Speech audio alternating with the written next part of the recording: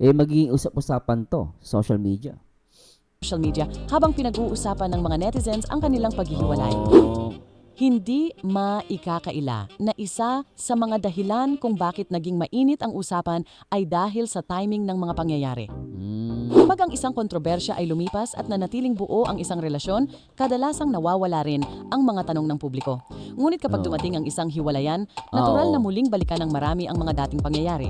Naniwala ako dyan, darating ang point, mauungkat yung kung ano, kumbaga parang may kasama si Sir Gaby na ibang babae, no?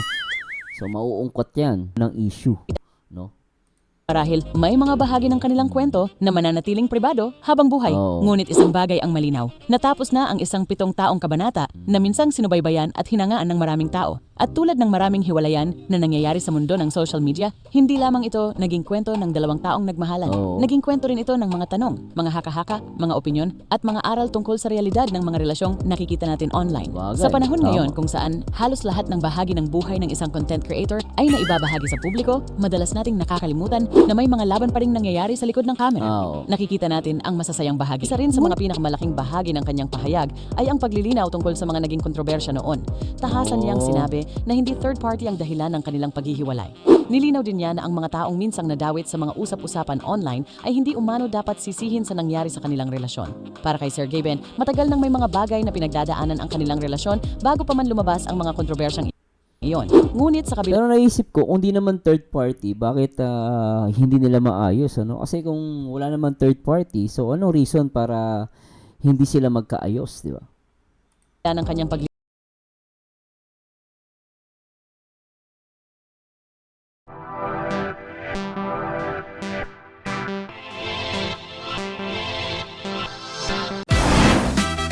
Hi guys, magandang araw. Ito na naman po ang paborito nyo reaktor na nag-iisang Marzano TV 2.0. At ngayong araw guys, pag-usapan natin itong hiwalayan di umano ni Sir Gaby at Elma. Hiwalay na daw. Grabe, no? Talagang mapa-artista, vlogger, talagang hiwalayan, no? Pero hindi ko pa alam guys kung confirm to, no? Kasi alam ko as of right now, no, wala pa silang confirmation sa kanilang mga social media account, di ba? Kaya alamin natin to guys. At syempre, huwag niyo kalimutan na mag-like, comment, and subscribe. At tara, pakinggan muna natin to at panoorin natin. Marami ang nagulat, marami ang nalungkot at mas marami ang napaisip matapos kumpirmahin ni Sir Gaben na tuluyan nang naghiwalay ang kanilang landas ni Elma matapos ang 7 taon ng pagsasama. Grabe, 7 years, tagal dun, no? Ngunit sa halip na simpleng kalungkutan lamang ang maging reaksyon ng publiko, isang lumang usapin ang muling nabuhay sa social media. Isang usaping minsang naging sentro ng diskusyon, minsang itinanggi at minsang ipinagtanggol ng kanilang mga tagahanga. Sa kanyang pahayag, nilinaw ni Sir Gaby na hindi naging madali ang kanilang naging desisyon. Ayon sa kanya, matagal na nilang sinusubukang ayusin ang kanilang relasyon. Hindi raw ito isang bigla ang pangyayari at hindi rin umano ito bunga ng isang partikular na insidente lamang. Marami raw silang pinagdaanang pagsubok na hindi nakikita ng publiko. Sa harap ng kamera ay mga ngiti, masasayang vlog at masasayang alaala ang naibabahagi nila sa kanilang mga taga-subaybay. So ibig sabihin, sa likod ng lahat, yung mga pinapakita nila sa vlog hindi na totoo. Kumbaga parang pakitang tao na. Kasi may mga problema na sila. Based dito sa narinig natin, no? May problema na sila pero sa camera masaya sila, ano? marami raw silang pinagdaanang pagsubok na hindi nakikita ng publiko. Sa harap ng kamera ay mga ngiti, masasayang vlog at masasayang alaala ang naibabahagi nila sa kanilang mga taga-subaybay. Ngunit sa likod ng lahat ng iyon ay mayroon din pala silang mga problemang tahimik na kinikimkim. So nag-struggle na pala yung relationship nila, no? Based dito sa napapanood natin. Isa rin sa mga pinakamalaking bahagi ng kanyang pahayag ay ang paglilinaw tungkol sa mga naging kontrobersya noon. Tahasan niyang sinabi na hindi third party ang dahilan ng kanilang paghihiwalay. Nilinaw din niya na ang mga taong minsang nadawit sa mga usap-usapan online ay hindi umano dapat sisihin sa nangyari sa kanilang relasyon. Para kay Sir Gaben, matagal nang may mga bagay na pinagdadaanan ang kanilang relasyon bago pa man lumabas ang mga kontrobersyang iyon. Ngunit sa kabila... Pero naisip ko, kung di naman third party, bakit hindi nila maayos, ano? Kasi kung wala naman third party, so anong reason para hindi sila magkaayos, di ba? ng kanyang paglilinaw, tila hindi pa rin napigilan ng mga netizens na balikan ang mga pangyayaring minsang pinag-usapan ng buong social media. Marami ang nagsasabing hindi nila maiwasang maalala ang mga larawang kumalat noon, ang mga espekulasyon at ang samut-saring opinyon na bumaha sa iba't ibang platform. Kasi ako, totoo lang, minsan majority sa hiwalayan, ito comment ko lang po, no, majority sa hiwalayan talaga, no, is third party. Yun ang paniniwala ko, guys. Pero syempre, depende pa yan. Syempre, naghihintay pa rin tayo ng confirmation. Pero kung nangyari na pala to, no, may ganitong palang mga issue noon, mahirap to. Noong mga panahong iyon, hati ang opinyon ng publiko. May mga nagsasabing walang dapat pagdudahan at may mga nagsasabing may mga bagay na tila hindi maipaliwanag. At ngayon, nakumpirmado ng hiwalay na nga ang dalawa. Muling Yan, no, Ma'am Elma, no? Ayun, no. Alam po namin masakit para sa inyo nagmamahal sa akin, pero mas doble po yung sakit na naramdaman namin na nakikita yung nasasaktan. Maraming salamat po sa walang sawang suporta sa amin. Muling hiling po namin ay pag-unawa at respeto sa aming naging desisyon. Patuloy pa din po namin suporta ng bawat isa. Samahan nyo din po kami sa bagong buhay na tatahakin namin. Grabe, umabot to ng 3.9 reactions, no? bumabalik ang parehong mga tanong. Nagkataon lamang ba ang lahat? O may mga detalye bang hindi na kailanman malalaman ng publiko? Ito ang mga tanong na patuloy na umiikot sa social Depende yan kung ilalabas nila sa social media or yung problema nilang hiwalayan gagawin nila in private.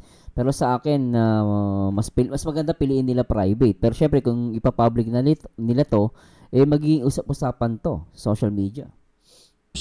habang pinag-uusapan ng mga netizens ang kanilang paghihiwalay. Hindi maikakaila na isa sa mga dahilan kung bakit naging mainit ang usapan ay dahil sa timing ng mga pangyayari. Kapag ang isang kontrobersya ay lumipas at nanatiling buo ang isang relasyon, kadalasang nawawala rin ang mga tanong ng publiko. Ngunit kapag dumating ang isang hiwalayan, natural na muling balikan ng marami ang mga dating pangyayari. Niniwala ako diyan darating ang point mauungkat yung kung ano kumbaga parang may kasama si Sir Gavin na ibang babae, no? So mauungkot 'yan. Dahil may ebidensya silang hawak, kundi dahil bahagi ito ng likas na pag-uusisa ng mga taong matagal nang sumusubaybay sa kanilang kwento. Sa katunayan, maraming netizens ang nagsasabing mas naging mahirap para sa kanila na hindi magtanong na ngayon. Hindi dahil may nais silang patunayan, kundi dahil sa tagal ng panahon na kanilang sinubaybayan ang relasyon ng dalawa. 7 taon ay hindi biro. 7 taon ng mga video, mga litrato, mga masasayang alaala, at mga pangarap na akala ng marami ay hahantong sa habang buhay na pagsasama. Subalit tulad ng maraming relasyon, hindi lahat ng laban ay nakikita ng ibang tao. Minsan, habang masaya ang tingin ng publiko sa isang relasyon, mayroon na palang mga problemang matagal nang sinusubukang ayusin ng dalawang taong nasa loob nito. At kahit gaano pa kalaki ang pagmamahalan, may mga pagkakataong hindi sapat ang pagmamahal lamang upang manatiling buo ang isang relasyon. Marami rin ang pumuri kay Sir Gavin dahil sa paraan ng kanyang paglabas ng pahayag. Sa halip na magbintang o magsiwalat ng mga detalye na maaaring makasakit pa sa ibang tao, pinili niyang maging maingat sa kanyang mga salita. Humingi siya ng respeto para sa kanilang sitwasyon at hiniling na huwag nang idamay ang ibang taong nadawit sa mga nakaraang usapin. Pero kasi yan, kung hindi tatahimik siya, so mas pinipili nila yung privacy, mas okay yun, no? Kasi kung, like what I said, kung ipapublic nila to, ay mas lalo sila magkakaproblema. Siyempre, the more you talk, no? The more na, less talk, less mistake. Diba sabi nga nila?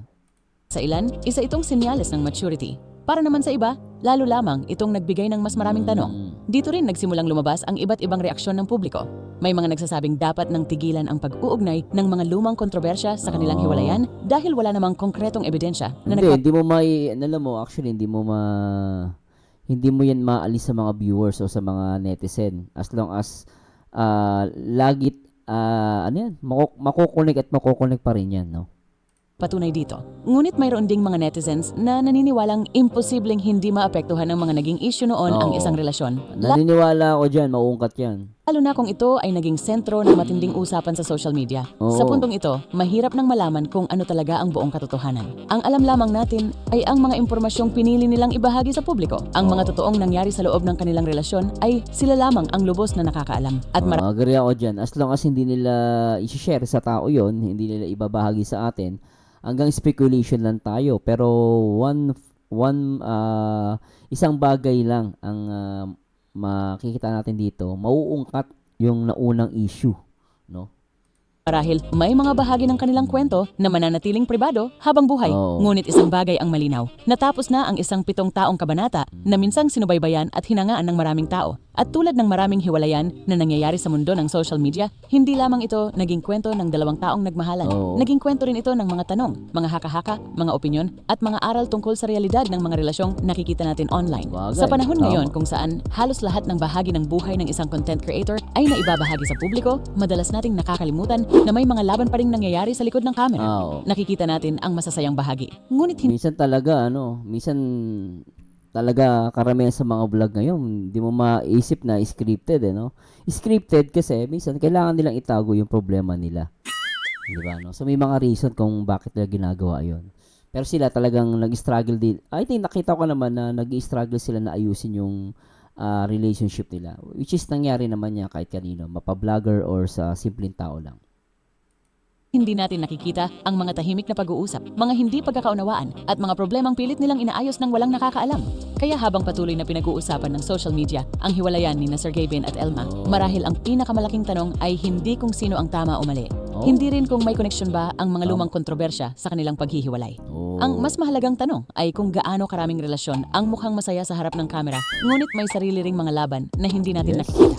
At para sa marami, marahil iyon ang pinakamasakit na bahagi ng kanilang kwento. Dahil ipinapaalala nito na kahit ang mga relasyong akala natin ay matibay, masaya at panghabang buhay, ay maaari ring dumating sa puntong kailangan ng magpaalam. At sa pagtatapos ng 7 taong kabanata ni Sergey Bin at Elma, isang bagay ang tiyak, matatapos man ang kanilang relasyon, hindi agad matatapos ang mga tanong at usapang iniwan nito sa publiko. Kayo, ano ang inyong opinyon? Naniniwala ba kayong wala talagang kinalaman ang mga nakaraang kontrobersya sa kanilang hiwalayan? O sa tingin ninyo, isa itong bahagi ng mas malaking kwento na hindi na kailanman malalaman ng publiko? Ibahagi ang inyong saloobin sa comment section at huwag kalimutang mag-subscribe sa Chisflick. Ako dito masasabi ko lang dito, masasabi ko lang dito is mahirap yan itago. Totally, mahirap itago. Kumbaga parang sa akin lang, mahirap tong itago. No, at kumbaga, wala namang sikretong hindi nabubunyag no? Pero ang tanong na lang kailan natin malalaman. Kasi kahit naman yung mga artista may mga issue sila na tinago, pero pag nag-heal na yon, okay na lahat sila, both parties. Dumadating ang time, ina-open nila. Pero ang tanong, kailan, no? Sometimes it took years bago nila i-open sa tao.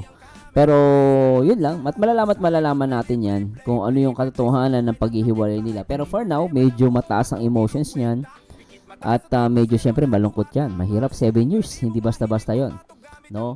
At the same time, yung mga issue na nakaraan, for sure, maahalungkat to. Ito lang yung masasabi ko sa pangyari na to. And still, hindi pa natin confirm, no? Ay, confirm na pala, no? Kasi na-upload na.